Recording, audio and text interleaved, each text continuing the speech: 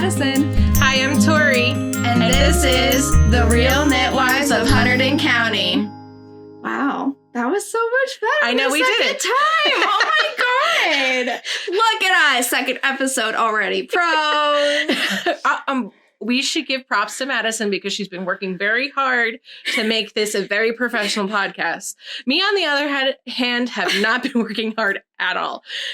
Very minimal at best. She showed up tonight, guys, with stuff. I did.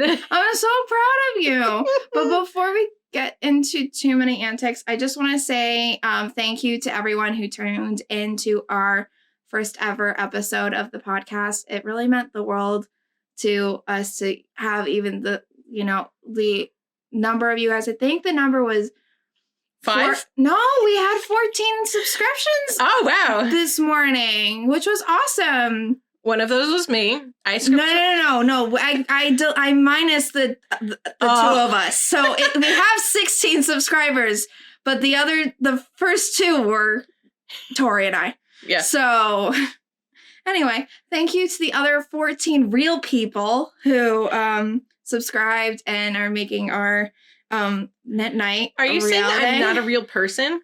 You are a real person. You're just not countable in this count for the factor that we don't count. We're the creators. I feel like I'm my own fan, so I feel like I do count.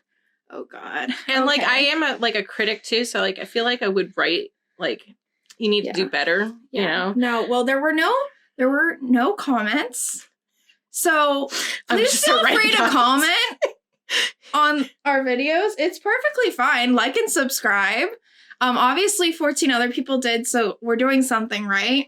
Mm-hmm. But yeah, and we hope that everyone had a wonderful Thanksgiving day. I know I did. It was a kind of emotional day for Dan and I because we were saying goodbye to our his parents' house. They are moving, so it was the last holiday we spent at his childhood home.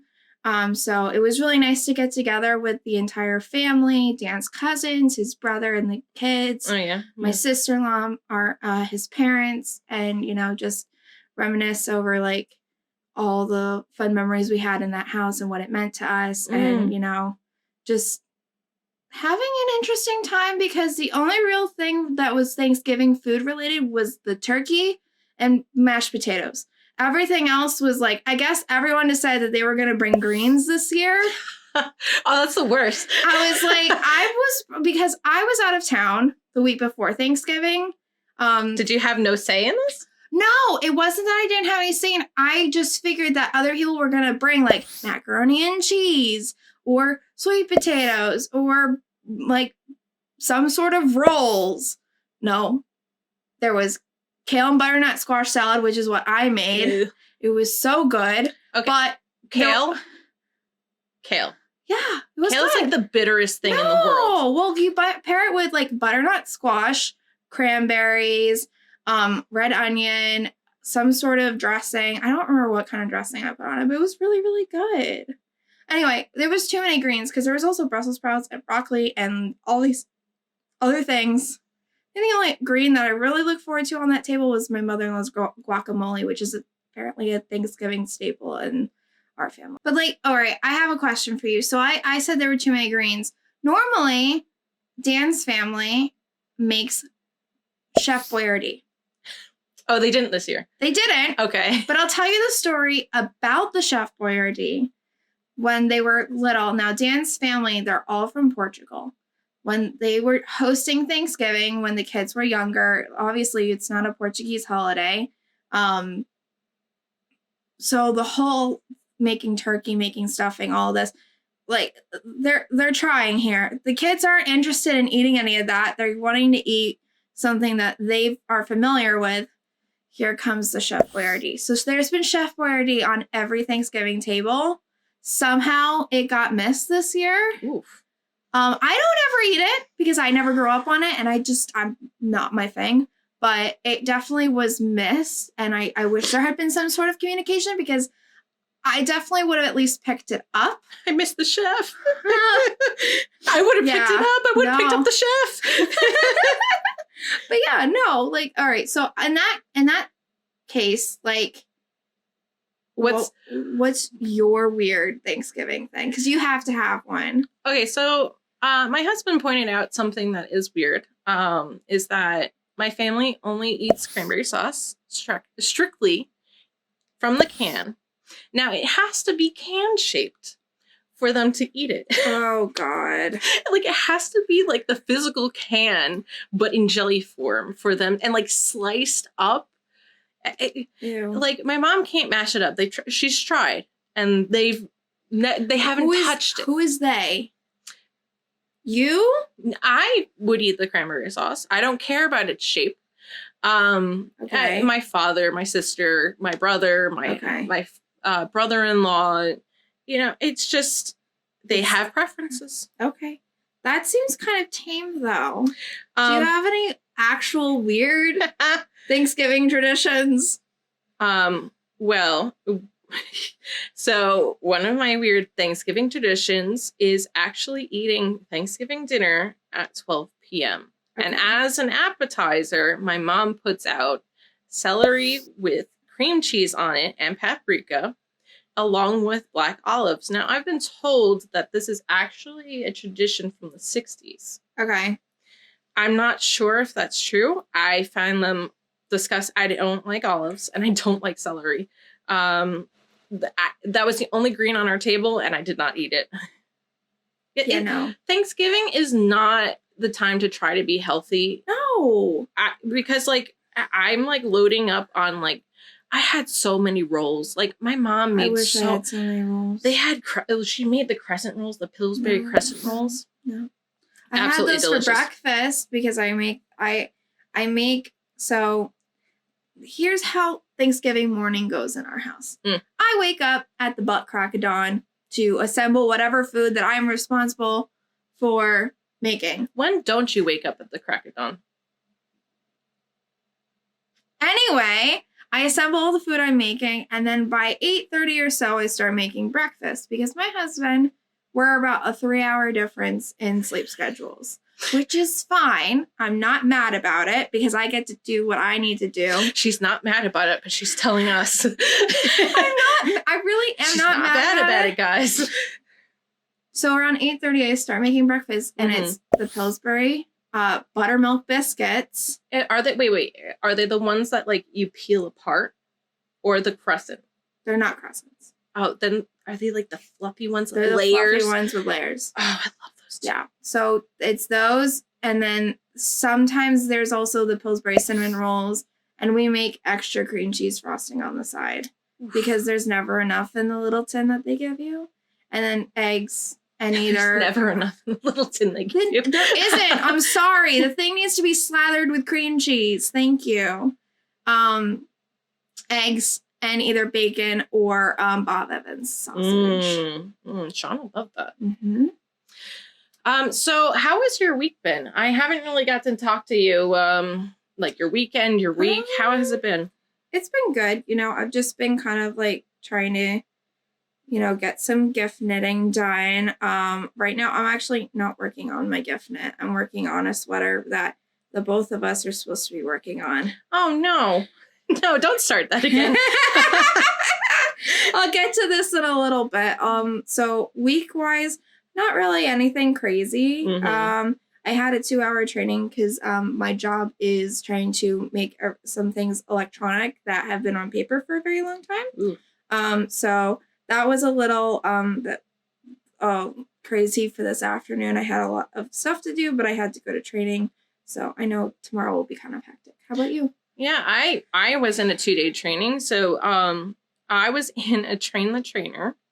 Oh, and today we have to choose a topic that we could teach the class. Like it has to be hands-on for people to learn properly. And I chose how to crochet. And I personally thought that, I could make the 7-minute mark by just, teaching people how to crochet. But I kind of I overestimated my audience. Mm-hmm. And people weren't as they tried. They tried, and I was Okay. patient, and I was trying to help. But it met the 30-minute mark and not the 7-minute mark. So I was the longest presentation. Oh my! But everybody seemed to enjoy it. So That's good. And you know what? At the end of the day, you were crocheting, which makes you happy. So the only time I got to crochet legitimately for work. Yeah, no. But that's cool. Right. I hope, well, there was one girl who picked it up when she was 3 and she got frustrated with it and she's never touched it again. 3? That seems very young. But I mean, I was 6, so like I shouldn't even You judge. can't, yeah. You can't judge. So she was chaining and she's like, wow, I haven't done this in forever. So I'm hoping that spark is lit again. Okay.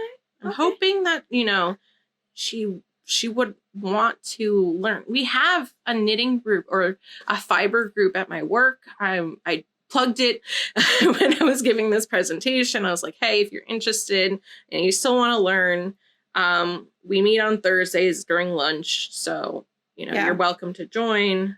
But everybody was kind of staring at me with like, you know, you're insane. Yeah, blank faces. So I was more enthused about it than everybody else. Okay. You know what? Not everyone else needs to love crochet and knitting. We love it enough for the rest of the world. But speaking of crochet, what are you wearing? So I actually wore this for my presentation. It's actually the Aerwyn's shawl. So I'm so sorry. I need this crochet. If I pronounce this wrong, we'll have the title going along and the name in the comments. Right. But once again, the designer is I Need It Crochet, and she's fantastic. She designs so many shirts and tunics and a lot of stuff, you know, that's very unique with designs. So this has kind of like a collar, and then it goes into a seashell pattern, which I really enjoyed making. It was very easy if anyone's, you know, interested in looking that up. And I also used my favorite yarn, which I have here. You brought some Cumulus with you. Yes. So my absolute favorite yarn in the whole wide world. It only took 2 episodes for me to get. Oh.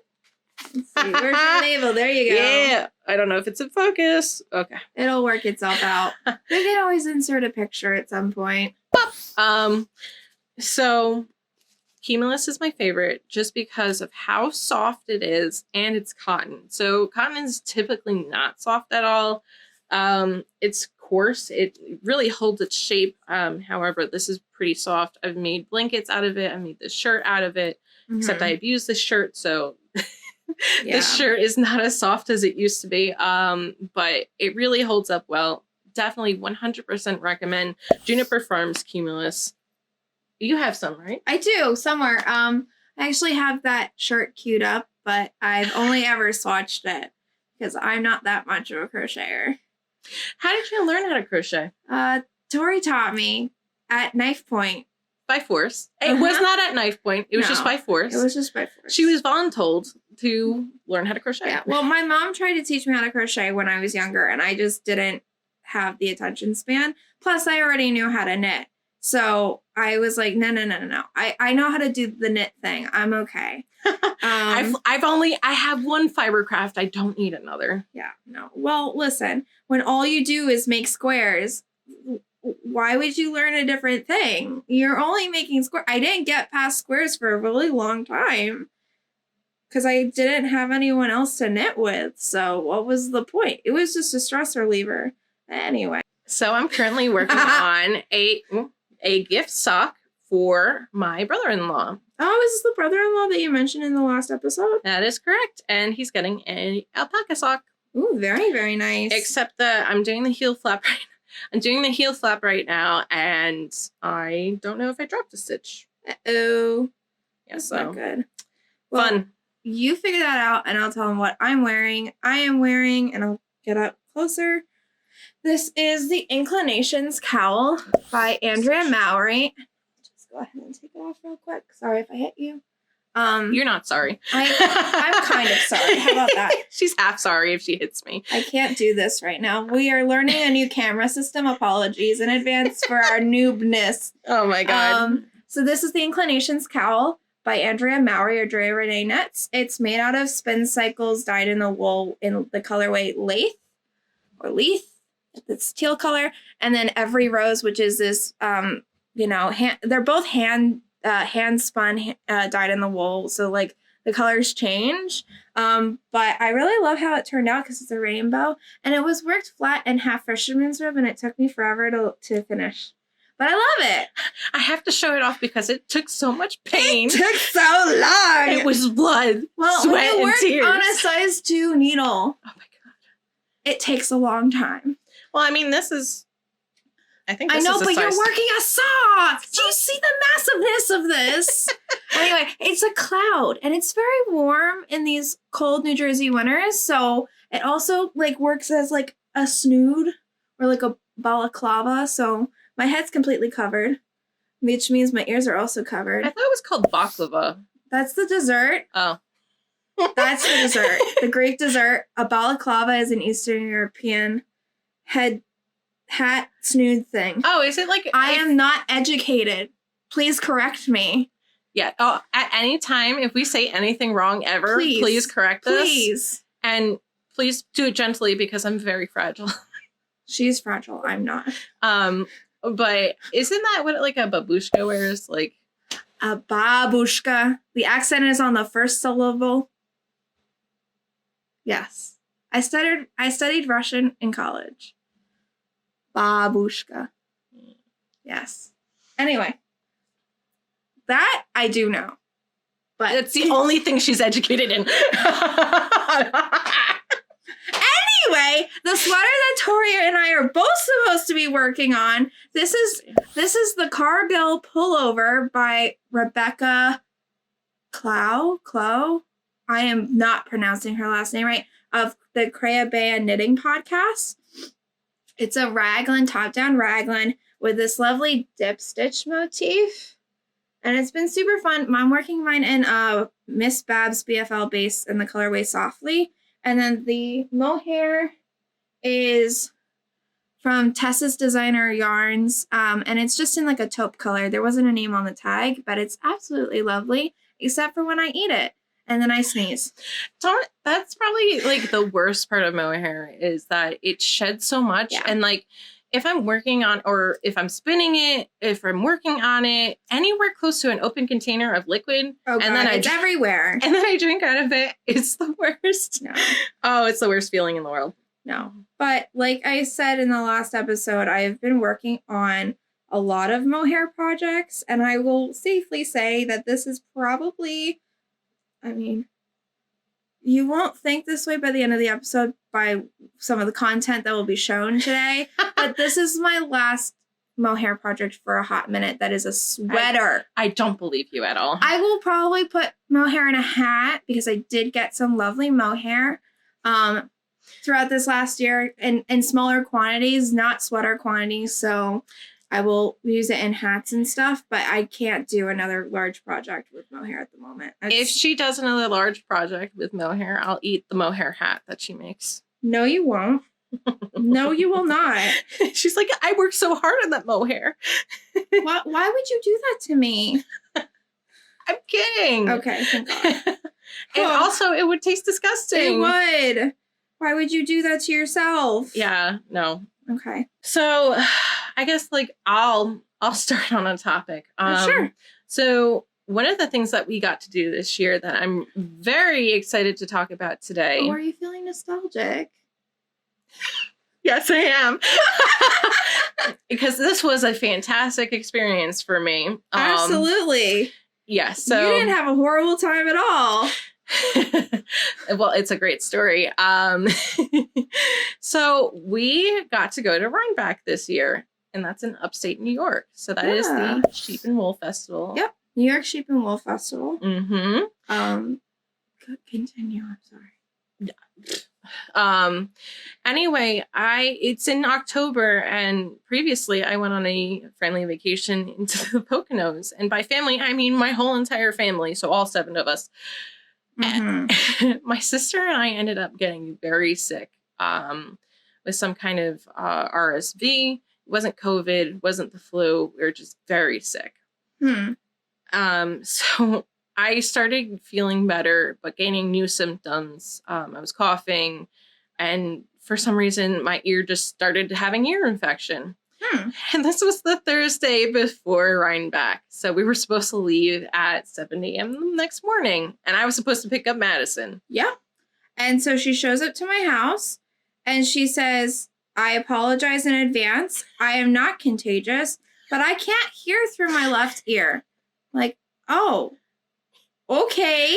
Good thing I was driving and she was on my right side. Yeah, absolutely. But continuing on, I talk her ear off the entire way and make her talk, not thinking that she's sick, not thinking that she could possibly lose her voice. But by the time we got up to Woodstock, which is where we were staying, could you speak at all? I had laryngitis, and it developed on the car ride to Woodstock. Yeah, so I completely lost my voice. I could not speak at all. If I could speak, it was as a mixture of Minnie Mouse, Marge, and just in general, nothing. It sounded, at your deepest, you sounded like a big black void. It was scary. It was really bad. It sounded like a noise that the Death Star would make if it could talk. Oh my God. I'm sorry. That was really rude. I know. She ripped me apart this entire time we were, I couldn't speak, so I couldn't fight back. No. So and the whole entire time we were with 8 other people. Yeah. And the entire time people are like, oh, drink some hot tea or drink some honey. Literally, it's laryngitis. It's not going to work. My throat doesn't hurt. It's literally the vocal cords that are swollen, and there's nothing I could do. I was taking Tylenol for my ear infection. I was a trooper. Looking back at it now, I was quite miserable. Yeah. But God damn it, I wanted to be there. Yeah. No, and we had a fabulous time sans you being sick. So we went with some of our lovely yarn family from Beyond Yarn. Yep. Teresa and Steen, and also some of the 20-something gang that hangs out at Beyond Yarn, and our friend Denise. Mm-hmm. And we rented a house in Woodstock for the entire weekend, and we've absolutely fallen in love with the house that we stayed in. So we're kind of really hoping that we get to stay there again next year. It was phenomenal. It was fantastic. The space that we had and the just availability of it was in the middle, kind of the woods and quiet, and you could definitely get murdered out there and nobody would know. But it was quaint and beautiful. I would have loved to have gotten them murdered there. The only thing that I didn't like was that the master bathroom door did not shut, so you had to put the garbage can in front of the door. So if you're doing your business, you gotta shove it in there. We managed. Oh, you're used to it because your old house had that. My old house, the bathroom never shut. The door wouldn't shut. I know. An old house. It was the worst. It was absolutely. But anyway, back to Rhinebeck. So we stayed at a lovely house in Woodstock. We got up there on Friday, got all settled in, and then we rushed off to multiple miniature trunk shows, indie shows, yarn events, and we went to 2. We had booked tickets for 3, but we only made it to 2 because of the amount of insanity and beautifulness that there was. That was the largest amount of yarn I have ever seen in my life. We got yarn drunk. Drunk. We collectively, you, me, and our dean all said we were yarn wasted. We were shwasted to past the point. I know from Friday alone, I will say for the entire weekend, Rhinebeck itself was not that difficult. Right. The yarn events on Friday killed me, and killed me in such a beautiful way. I mean, it was also really hot, surprisingly. Yeah. And we were wearing I was trying. No, I was wearing my Stitchwell Babe shirt. Yes. But it was still really hot. Yeah, The sun was brutal. I was wearing a full-length mohair and wool sweater. I wouldn't do that. Oof. And I made it the entire day. I was fine. Oof. Woolen folk. I have since blocked that sweater to get rid of them stank. But yeah, no, it was a lot of fun. It was a little warm, but it was okay. A tad warm, a little bit toasty. Yeah. But no, so did you get anything from the first day? Yeah, so our first stop was Cakapalooza. Okay. And this was basically like I want to say like a small little plaza. Yeah. Filled with tents and different vendors. Yeah. And immediately I traveled. You saw me. Mm-hmm. She was basically my keeper because I couldn't communicate with anyone. Yeah, I was interpreting everything. It was great. So she was my keeper, and I saw this tent and this set. Ooh. So this is Destination Yarn. Okay. And this is the Solar System mini skein set. Okay. So a little background for you, everybody. If you don't know me, I actually majored in astrophysics when I was in college. So unlike Madison here, I am educated. Ouch. Continue. And so I fell in love with this. Absolutely. I was like, solar system, hell yeah, I gotta buy this. I have no idea what I'm going to make with it yet. I'm thinking of actually like planet themed socks based because of the colorways are named after the planets. So I'll probably be designing them myself. Am I going to write a pattern?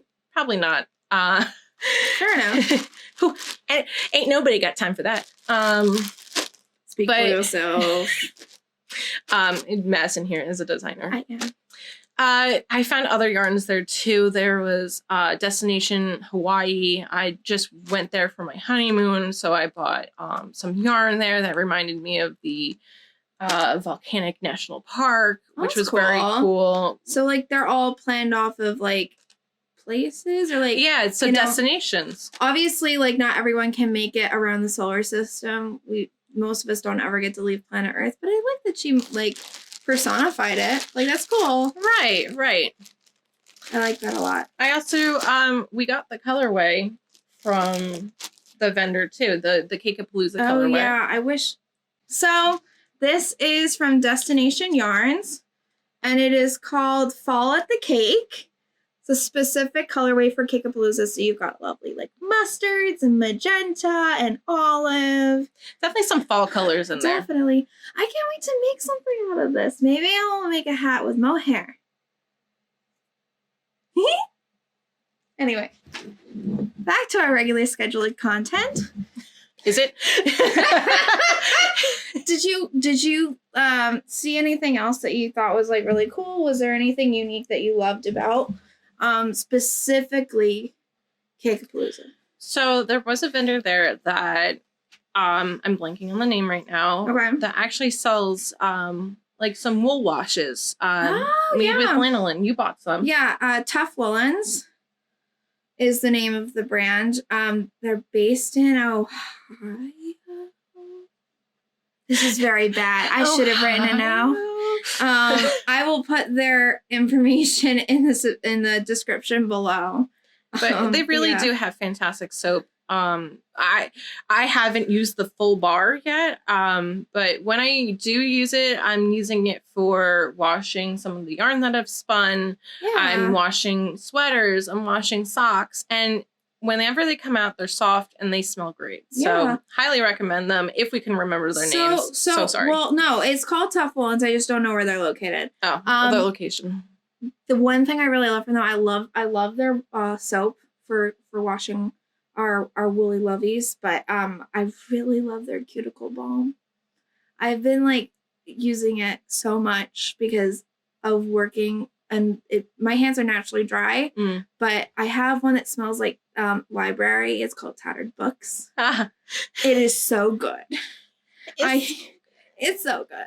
I got multiples. I also got one that smells like cider donuts, and there's another one, but those are the two that I remember off the top I hope they have an online store because that sounds like really good. I think they do. I Christmas gift to me.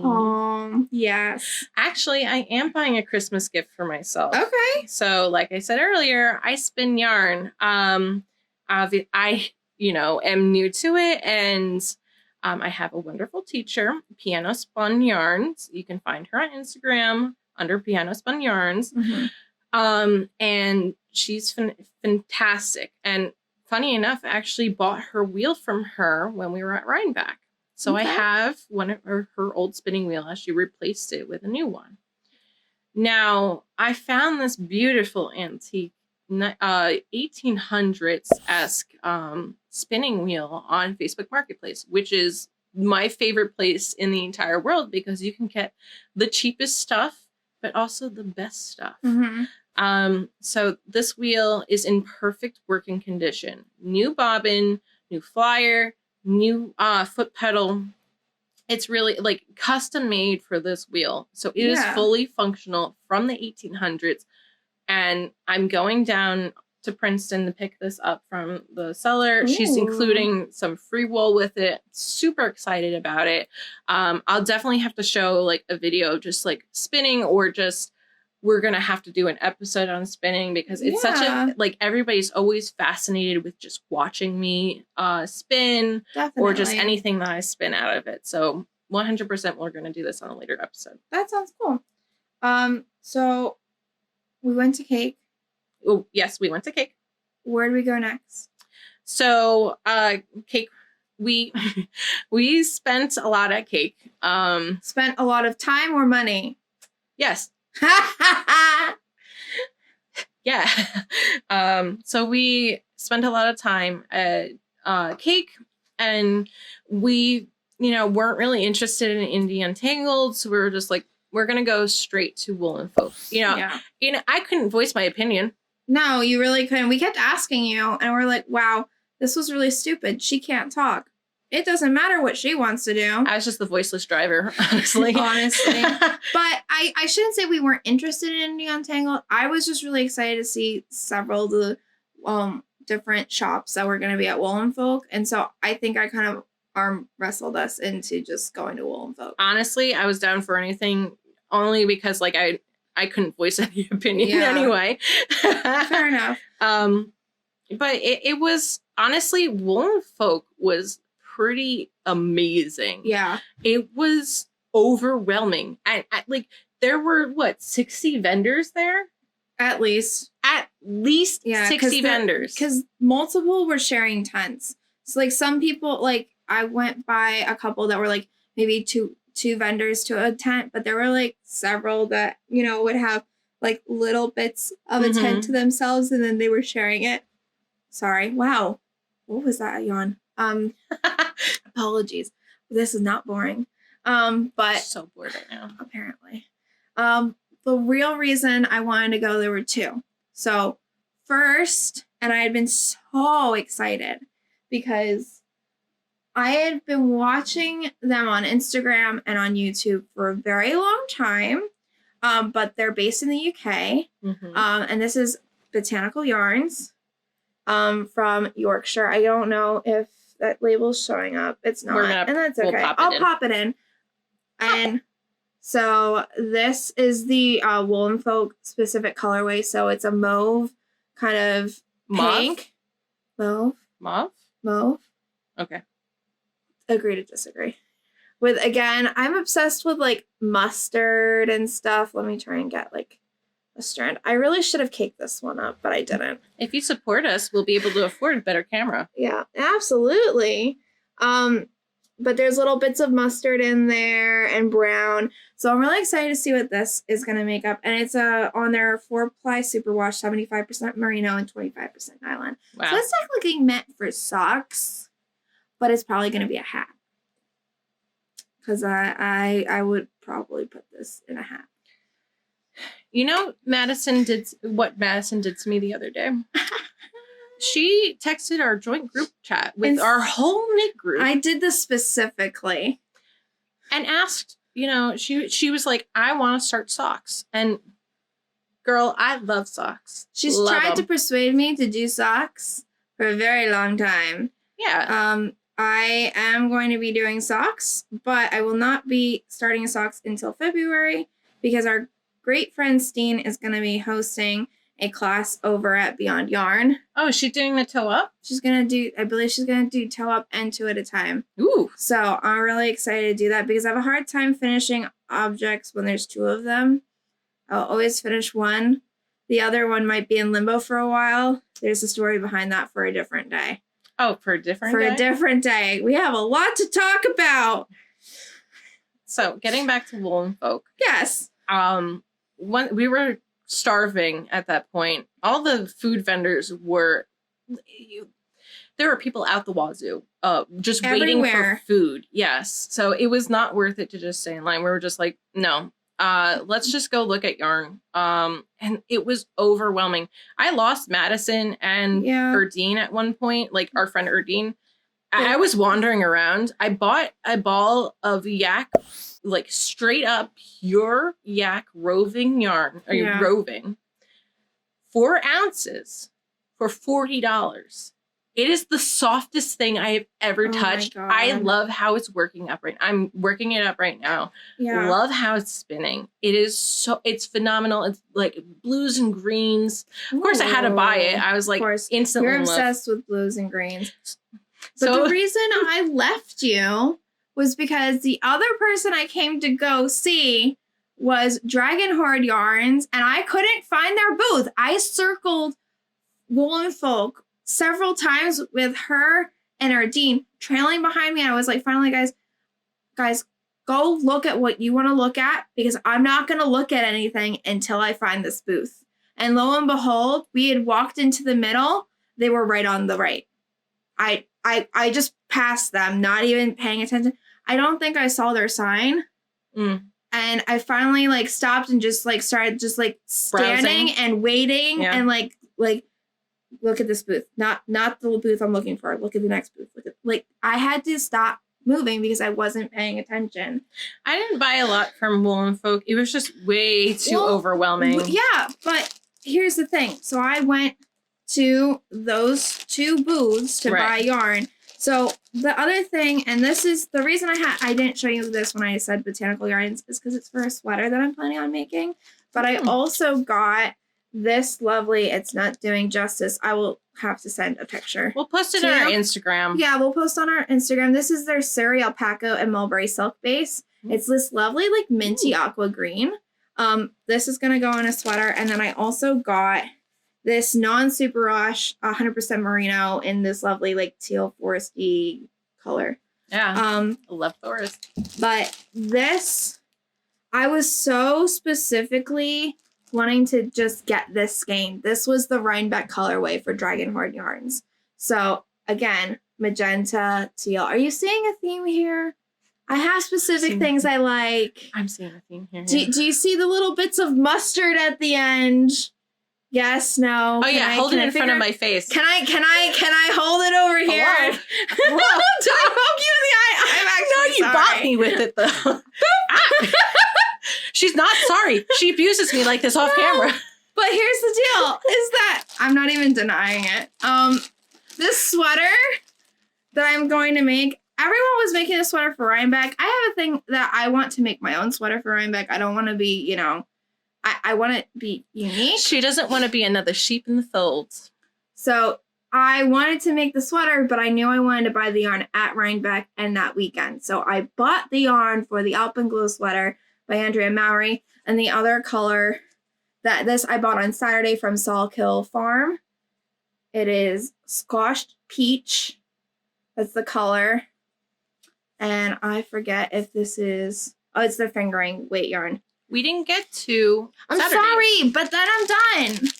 So we're done. We've done Woolen Folk now.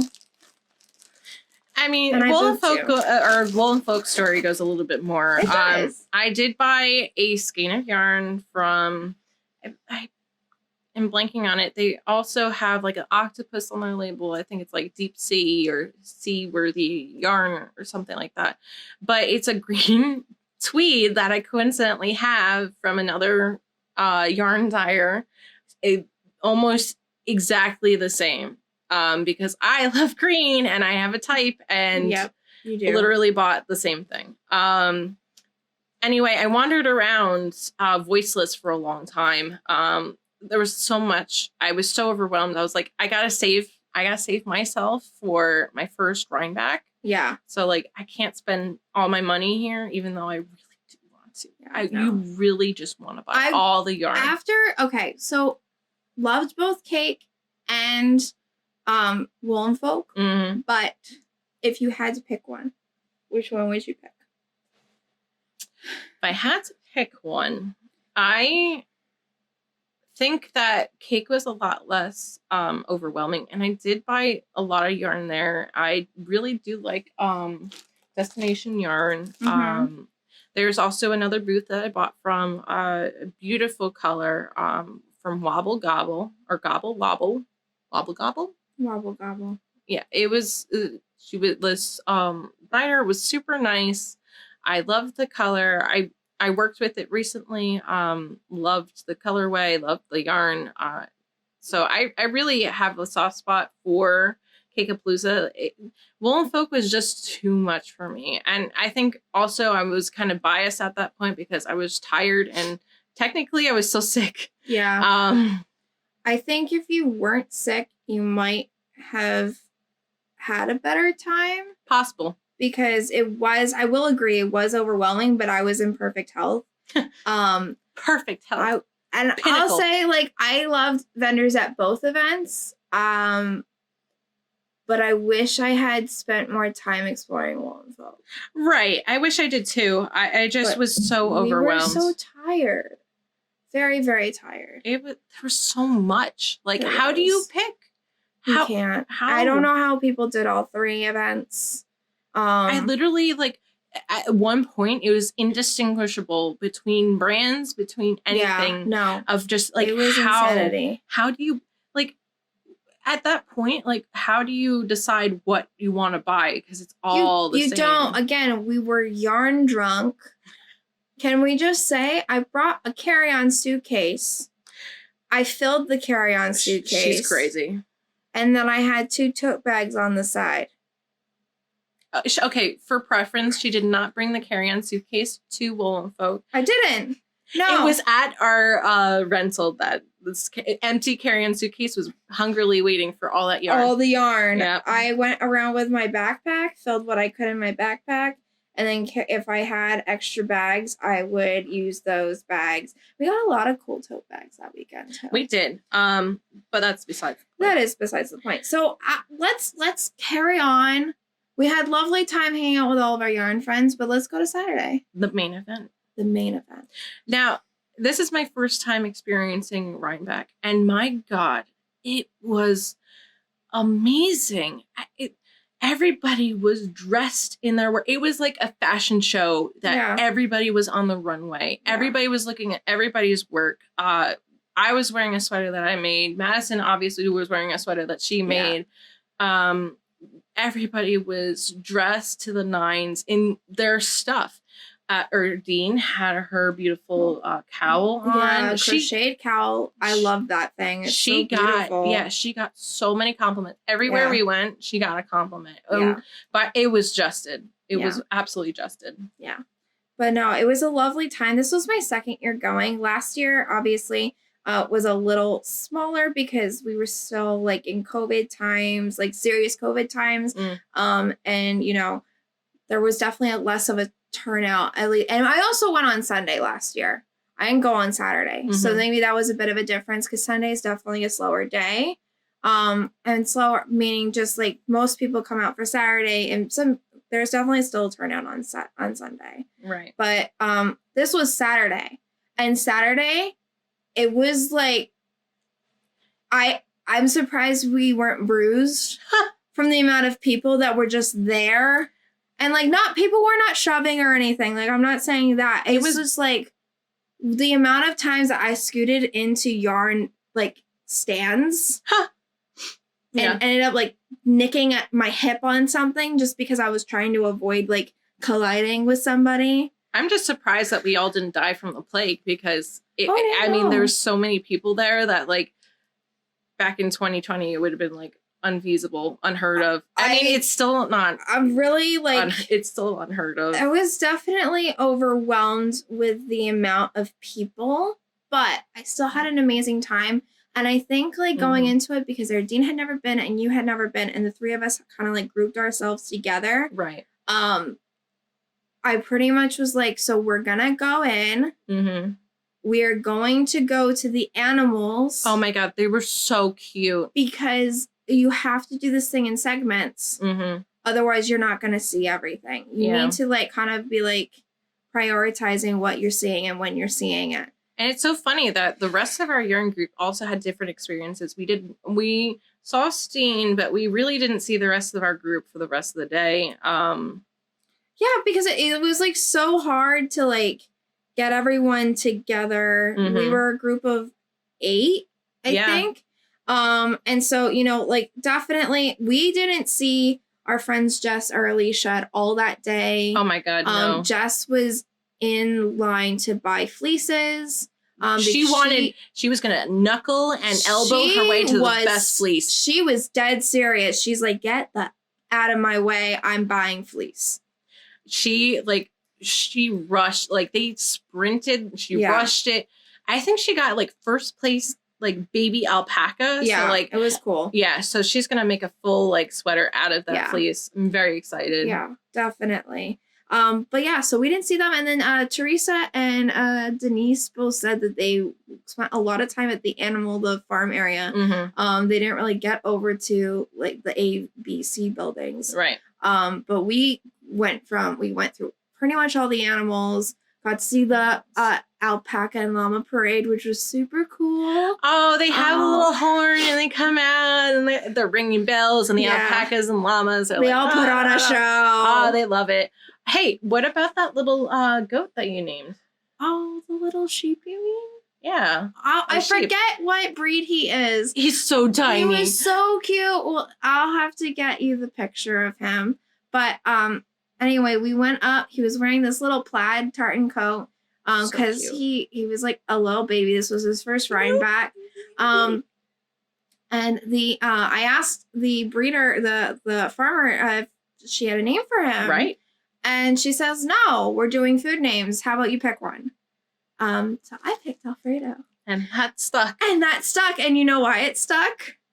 Because he looks like an Alfredo? No. It stuck because Nitty Natty in her podcast said that she went and met a sheep named Alfredo and then inserted a picture of the same damn lamb. It was so freaking cool. I would have named the sheep if I could speak.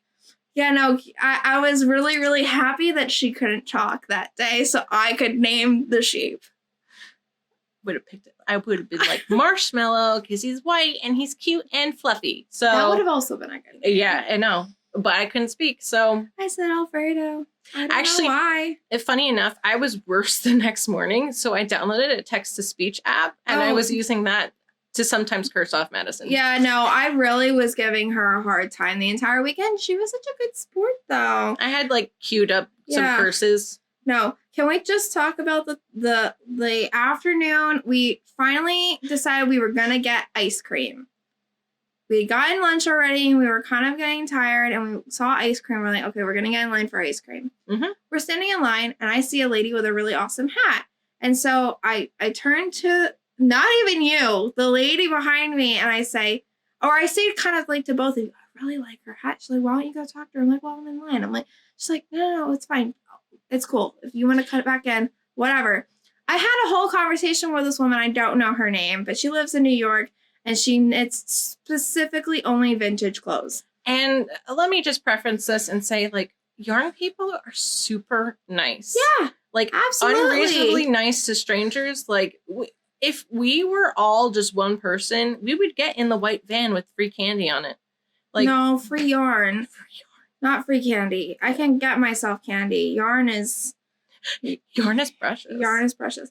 But anyway, so I was talking it up with this lovely woman, and then someone says my name, and I know it's not Tori because Tori can't talk. Anyway, Tori, do you remember the lovely stranger who was helping you translate? I'm really bad with names, but I really, like, I was moving in line and Madison was getting further and further away because she, you know, was talking and wasn't noticing me at all. And she was my guardian because I was small baby and could not talk or communicate with anyone. And this wonderful lady, I can't remember her name because I'm the worst person in the world. I want to say it's Chloe, but that's probably wrong. No, it's definitely not Chloe. Okay. Well, I'm horrible. We're both really bad. But anyway, the lady who was in front, back behind me, behind you. I asked her. I squeaked out. I said, "Can you yell Madison at that witch over there? At that girl over there?" And she's like, "Yeah, I can." And she yelled Madison, and then turned around. Yes. And I was like, "Oh shit, I got to go. Nice meeting you." And then we met this. I mean, she was amazing. She was so nice. We learned her whole life story. I learned that you can chop off a pinky finger by landing a desk on it. Yeah. Which I did not need to know that, but I have been educated and now I'm very conscientious about dropping furniture on my extremities. And why somebody named, I think, Jessie has like 4 fingers. Her name is 4-Finger Jessie now. Like, absolutely insane. I learned. I don't even know this a lot that day. I don't even know that person, and I know why she has 4 fingers. So. Yes. No. But we learned her whole life story. We talked so much about yarn, and for us, it was a cash only booth, and we didn't have cash. No, and that's the thing is that I completely forgot about this from last year. But a lot of the food vendors at Rhinebeck are cash only. There are ATMs on the premises, but we obviously were not paying any attention and got into a cash only line with 0 cash. So the lovely stranger spotted us money until who came along? Do you remember who bailed us out? Steen? Yeah. Oh, I was like, no, I actually don't. Okay. I was too busy squeezing. Oh yeah, no. Oh God. So I got a chocolate milkshake, and for some reason, these were the flimsiest cups in the world with no lid on it. Mm-mm. So like, she's like, be gentle with it. I'm like, trying to be as gentle as possible. I literally just hold it, and it went whoosh, and it squeezed out. The guy was so nice, and he refilled it for me. Like I was like covered in like ice cream, and I was like, she had covered the entire front of the yogurt truck, ice cream truck. Yeah, the ice cream vendor. It was literally covered with chocolate ice cream. So I'm taking like all of the napkins. And I'm a mess. Trying to like clean up our mess that we made. She was my mother. I was a mess. I don't know how not to be that way. Yeah, I was a mess, but I was happy because I had my milkshake. So yeah, I wasn't I was like a silent child. I was eating my milkshake and happy. But like, that's the whole thing. Here's to show like yarn people are oversharers, but they are some of the sweetest people you will ever meet. So if you have a yarn person in your life, cherish them because they have a lot of good stories. You just have to sit down and listen, and they will do pretty much anything. You don't even have to sit down. They'll just stand in line and tell you their whole life story. And then they'll also like murder somebody for you. Like that's how nice they are. They'll like hide a body, and it like they're so like. I mean, everybody I've ever talked to in the yarn community has been so nice. I have never been in a community that hasn't been this nice. No, absolutely. Mm-hmm. So overall, like, first Rhinebeck, what do you think? You want to go back? Of course. Okay. I think I need, like, I know a lot of people definitely go in with a game plan of, like, what they want to do. I definitely want to go in with a game plan of, like, colors that I want because there are certain parts of my collection that are plump and certain parts that are not plump. It's almost like someone told you to come up with a game plan. No. Before we left for Rhinebeck. I refuse. Because the said person also went in with a plan. Did you buy outside of the plan? That's not the point, but I did buy in the plan. I did get several sweater quantities worth of yarn, which was the whole plan. It's very expensive. It was a very expensive weekend. I got mostly roving yarn. So I was I really was interested in a lot of roving yarn. Really excited to spin. I've been spinning the yak. I got camel and silk, which is also the softest thing I've ever felt. I'm super excited to see how that works up, actually. Really pumped. Me too. I've also gotten alpaca. I got llama. I've gotten just so many different fibers, different like top wool and different fibers from all over, different animals. Very excited. Did you bring any of your roving with you? I did not. You're going to have to bring it next time. I know. I stink. No, it's fine. You just need to bring it to show and tell. I know. So since she didn't bring the stuff that she bought at Rhinebeck, I will show you some of the things that I bought. I brought one thing. That's at Cakepalooza. Okay. She told me to bring something and I brought one thing. You brought one thing. Something meaning more than one thing. My arms are full. Okay. Well, here's the thing. You have a whole knitting backpack. Oh, I don't even want to hear it. Okay. We're done. All right. So here's the thing. I bought sweater quantities of yarn, a couple different ones.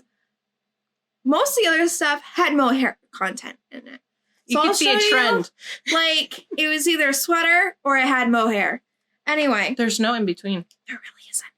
Two of my favorite picks from the entire weekend. Mm-hmm. One, this was from Ellen's Half Pint Farms. There was a bucket of these. This is...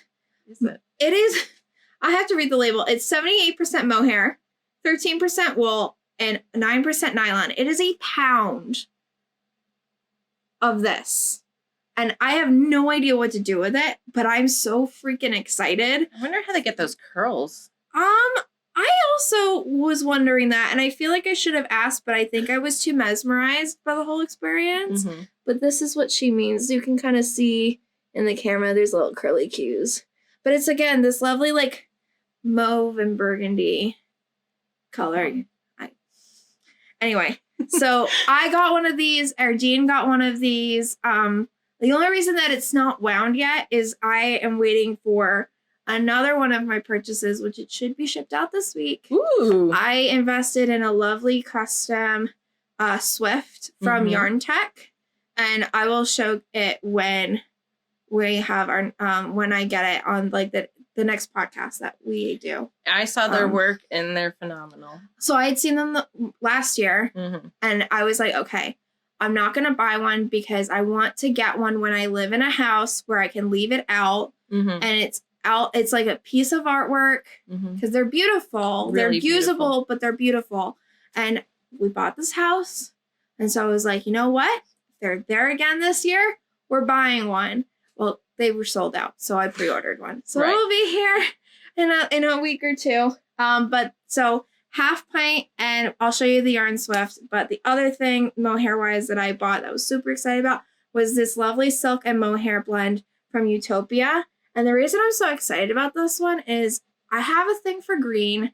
Not typically green yarn, but I love the color of green. From like when I was a child, I was obsessed with this little kind of like jumbo Lego brick that was like Kelly green. I used to carry it around with me. My mom can tell you all about it when you see her next. But you should have your mom as a guest. She will probably want to come on as a guest.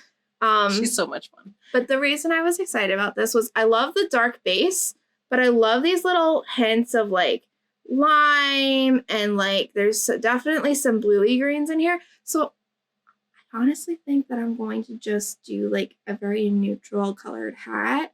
And this is the star. Like it's going to be probably just a stockinette or like all ribbing hat. And then, free zone. But I think a lovely like ribbed hat with that is literally the focal point. And you can just see all the beautiful colors. That's what I thought when I bought it. So yeah, I'm excited to see that worked up. But yeah. So why don't I take a chance to talk about some whips? Okay. And finished objects. So I know that you don't have the finished object with you. No, I do not. But if you want to talk about it, we can definitely insert a picture. Oh, definitely. And yeah, go ahead. Yeah, so welcome to our whip corner. NRFOs. Boop, boop, boop. So my finished object for this week, I don't know if I will get to another finished object anytime soon, but I finished Jennifer Shields Tolan's Westminster Wrap for a commission that I got hired for. Very cool. In this nice, lovely purple. And I did a nice little whimsical border with some very slap your face blue. Okay. What yarn did you use? Do you remember? I believe it was Seme. Okay. Yeah. Okay. By Amano? Yeah. Okay. So that was the main purple. It was this cotton, very soft. It was huge actually when I blocked it. Very excited about it. The person loved it. She absolutely loved it. She's going to wear it for her daughter's wedding in Maui. Very excited, was showing it off to strangers. She was showing it off to another stranger and we got caught in a conversation with a stranger. I learned also her life story as well. But it was fantastic. She absolutely loved it. I'm hoping that, she'll get me more commissions or, she'll, tell her friends or just in general get another commission. The lady that commissioned the shawl, super nice. Right. Absolutely. Like, when you get a commission, most times the person that is like asking for the item, there could be a couple different things, but most of my experience is they're kind of impatient. Their ideals are really up here when the reality is kind of down here. Like, it's like any kind of art, it's in your brain and it works out a certain way. Yeah. It's not always the case, but the lady you worked with, super awesome. She let me have a lot of artistic freedom, even though I didn't want it. I like when they tell me exactly what they want.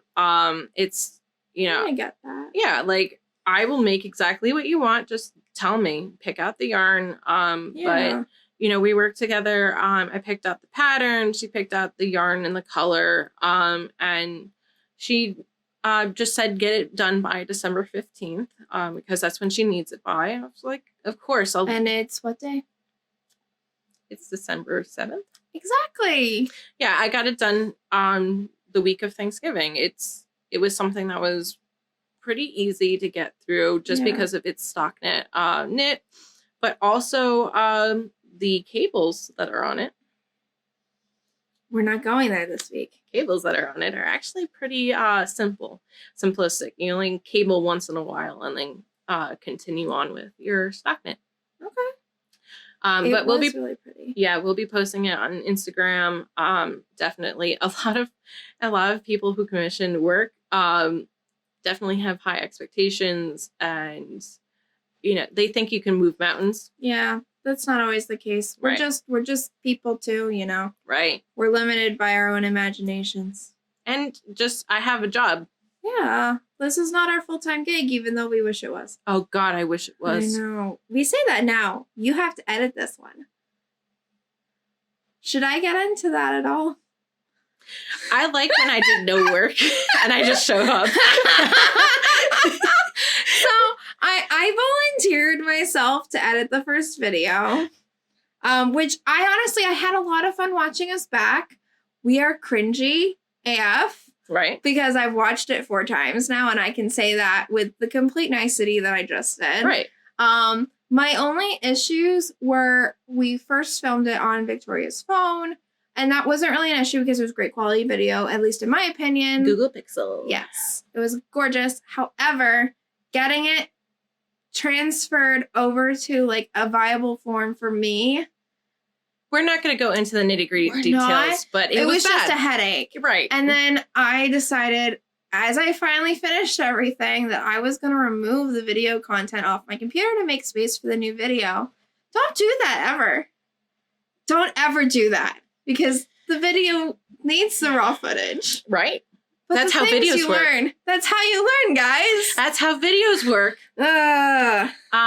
Anyway, so we're taking turns editing our videos and our podcasts. I'm actually thinking about taking the audio and trying to see if Spotify or any other podcast Yeah. We'll take our crappy little podcast. Because I know as a podcast listener, I like to listen to it on the road. Oh, absolutely. There's a couple that I definitely love to listen to. Part of My Stash is one of them. I love listening to them.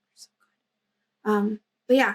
I'm more into true crime, so I listen to Morbid. No. They're absolutely funny. I listen to Real Friends. Oh no, Fake Doctors, Real Friends, which is Zach Braff and Donald Faison. I love Scrubs. I love Scrubs as well. Yeah, they are amazing. They are amazing. But I strictly listen to Yarn podcasts, which is probably not a good thing. No, you can plug them. Okay. I mean, what's wrong with plugging them? No, I love Yarn podcasts. I was listening to a lovely podcast for a little while, but they're on hiatus at the moment. From Scratch Supply Co. I think there's a couple different reasons that I don't know. It's fine. They'll come back.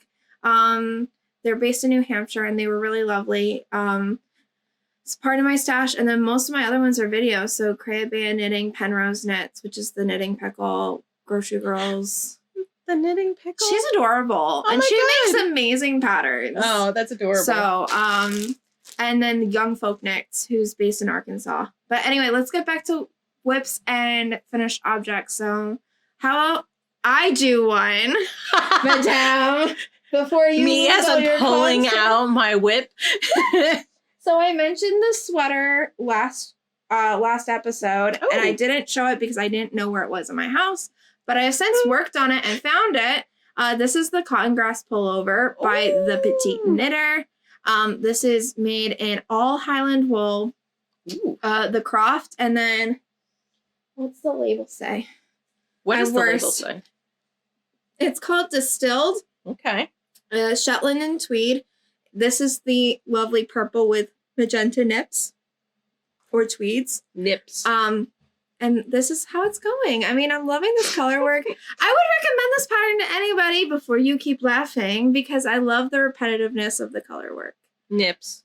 Oh my heavens. She was like close to stabbing me. I am going to stab you. Anyway, we will eventually learn how to do this properly. But if you can tell at all, I'm in love. I'm in love. And I'll have more done because his birthday is in January. And this is not yet a sweater. And like we said last episode, he's on the Knitworthy list. So. He is. And the great thing about him is that he doesn't have a timeline. So whenever the sweater shows up, even if it's the 4th of July, man is happy. Yeah, you live with him. So anytime he gets a sweater delivered, he's thrilled. He's like, oh, this lovely squishy blanket that I can wear now. Yeah, so this is definitely not going to show up well on camera. Okay. Because of how intricate this is. Okay, but you can show the fact that you finished this lovely gorgeousness right here, and I'll help you. Right. So, it actually is showing up on camera. Look at that. So I'm making, how do you pronounce it? You're Scottish. Ishneich. Ishneich. Okay, I'm going to trust her on this because she's been to Scotland. I'm making the Ishneich shawl for my grandmother who I like the Celtic themes. Who designed it? Lucy Hague. Who met Lucy Hague in Scotland? Hi Lucy, I met you for like 5 minutes. I was the crazy American who bought yarn from you at Kathy Knits on September 29th. I felt like my soul left my body. Yeah, hide behind the shawl. Yeah, okay, I'll shut up now. So I'm making this for my 91-year-old grandmother who is Irish and I love her dearly. She asked me for a shawl and I said, sure, Nanny, I will make you a shawl.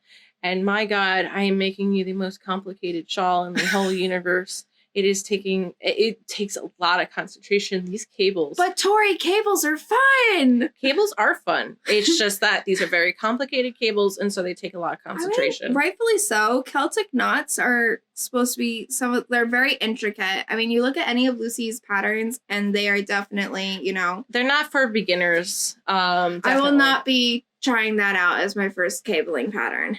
If she ever gets to a cabling pattern. I will. Before I die? Maybe not. Anyway, my grandmother just went through surgery and I want to make her this shawl for Christmas and she requested a hat as well. So I'll be making her that hat. What color is the hat? It's black. And silver. And those are? Awful colors to work with. You mean Festivus colors? Oh, yeah. They are also Festivus colors. That's an inside joke from our yarn group on Friday nights. Hi.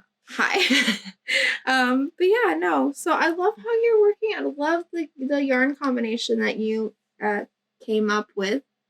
She picked out. I did. She influenced me heavily into picking it out. She wanted to do something very low contrast. I love low contrast. But I don't know if my grandmother's gonna like it. She's very opinionated. I know she hates purple, so I did not choose purple. No, you chose blue and orange. Yeah, so crossing our fingers that she likes it.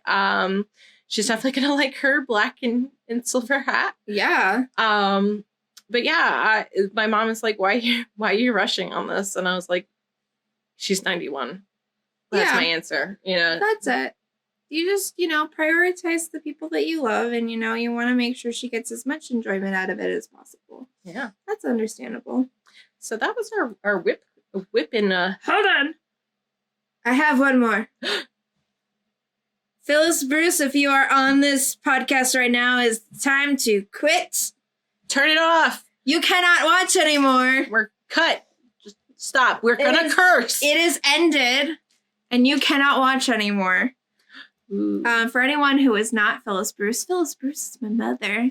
And the reason why she can't see this is because it's her birthday night. Ooh, that's coming out really well. Oh, thank you. So this is another Jennifer Shields Toland project. This is her Boardwalk Stroll poncho. And I'm sorry, I've got my yarn balled. Can you hold that for me real quick?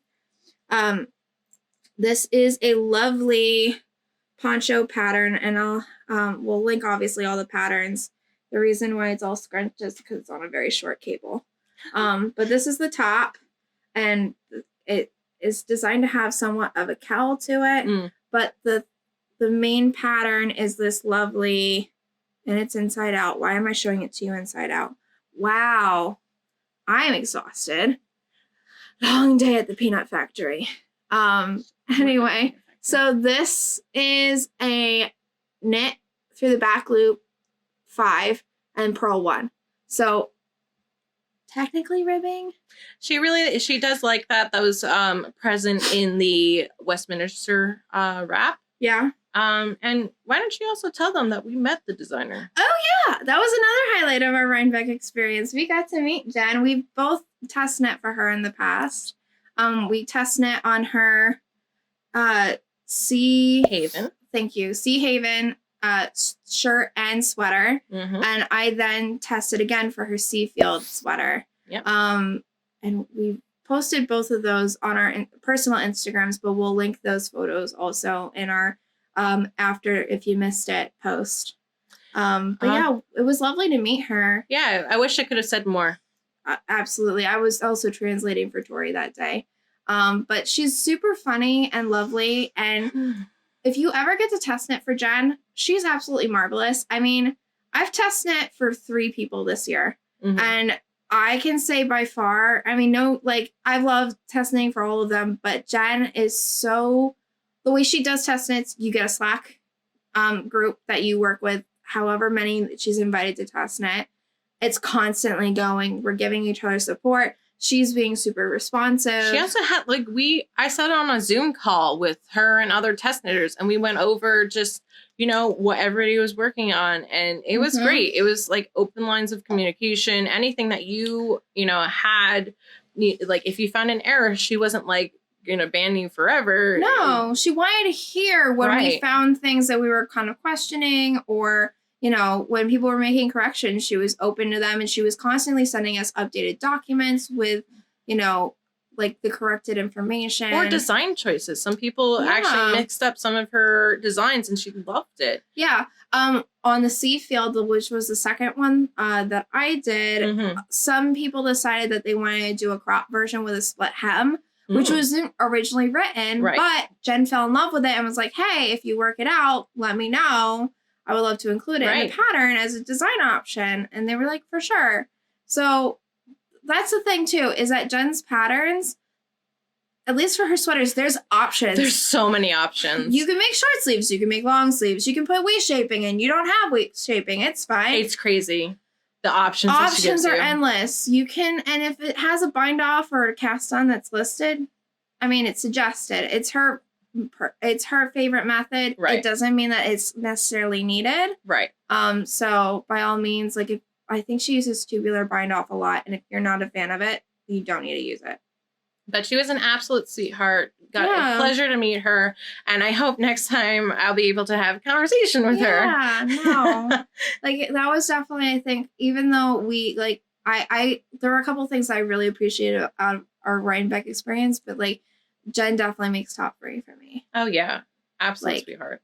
Behind us getting to hang out for 72 hours and us having that wonderful time with our house. Yeah. And our lovely group of family. You know, we shared a bed together. Oh, yeah. And I still didn't get sick. Which is hilarious. Well, it was a king-size bed, so, like, we had our corners. Yeah. But I slept like the dead, and I know what mattress that was. Really? I'm going to buy one. Okay, so she slept like a baby, like instantly hit her pillow and was out. Which I was so thankful for because I was coughing and I was up She apparently all night. was like a demon. Yes. Oh, by the way, let me get back to this real quick and then you continue this. But this is made up in Sueño, Haiku Sueño in the colorway Shifting Sands. And there's going to be a rust colored border at the bottom, but we won't be there for a while. So continue. You're a devil in disguise. So I couldn't sleep at all because I just was coughing. I had an ear infection, you know, generally miserable. So like literally up all night tossing and turning. Yeah. She was out. So I was like actually really thankful because I was like scared that like she wakes up and she won't go back to sleep, which is like the weirdest thing to me. No, I honestly, that's why I wake up so early is like one thing. I'm either too hot or Dan started snoring in my ear, or the cat jumped on me, or I have to go to the bathroom. I won't fall back asleep. That's crazy to me. Have you ever fallen asleep while knitting? I definitely have. I 100% have. Sean has found me. With knitting needles on your lap? With them in my hands. No, and definitely not. Of like there have been some cases where I've just been so tired and I've been laying in bed like fully ready for bed, you know, relaxing. And you're doing a couple rows? Yeah, I'm doing a couple rows, and next thing I know, my husband is waking me up and saying it's time to go to bed. I have woken up with Dan taking my glasses off my face and my phone off my chest from watching TikToks. And he's like, Madison, you're going to give yourself cancer. And you need to go to sleep. I'm like, no, more TikTok. I might accidentally poke somebody or my eye out while I'm sleeping. No. So I've been knitting and then decided to like I've decided to like start falling asleep, and I've had my knitting on my lap, but I'm not holding the needles. Well, you can't. I've put it aside specifically to close my eyes. Are you one of those people that can't do anything else until they finish a row, or could you stop the row midway? No.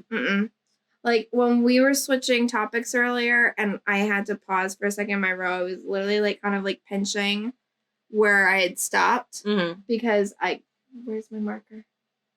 I didn't finish my row. This is bad. I didn't even realize I didn't finish my row either. But normally that bothers me. I'm very close to finishing it. You see what I have to deal with? You're fine. You have your own issues, and I deal with them just fine. So I'm definitely one of those people that can just stop and start whenever.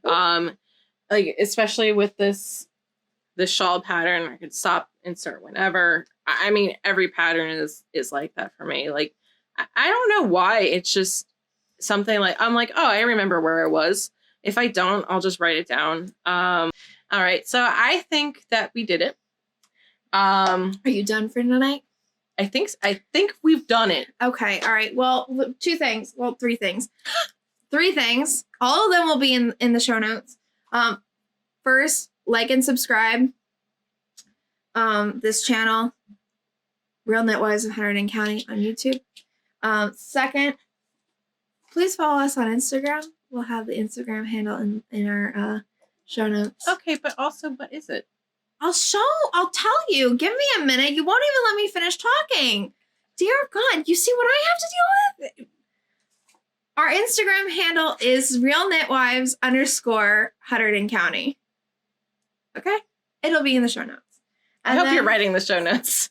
I will write the show notes for you, Missy. Now, here's the thing. I edited the video, and then I did the show note. I did the whole damn thing. Once again, I just showed up, and I want to continue. Swear to God.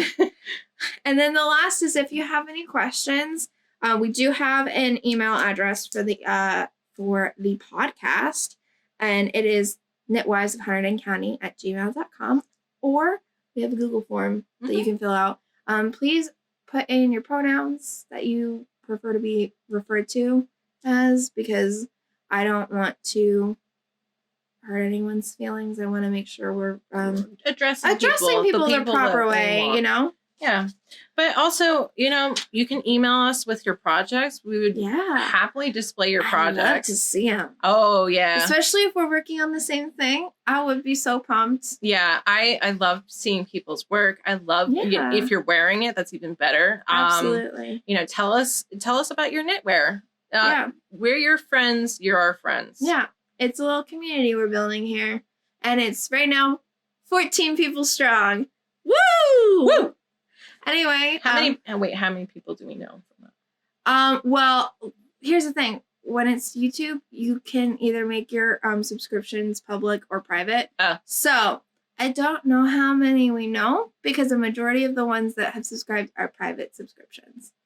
So I know 2 plus Jess and somebody else. Pretty sure Steen. Steen's probably on there. I'd hope so. But yeah, no, I'm sure there's a couple other people we know. They just have their settings on private, and that's perfectly fine. Yep. All right. So I'm Madison. I'm Tori. And this has been The Real Knitwives of Hunterdon County. Bye!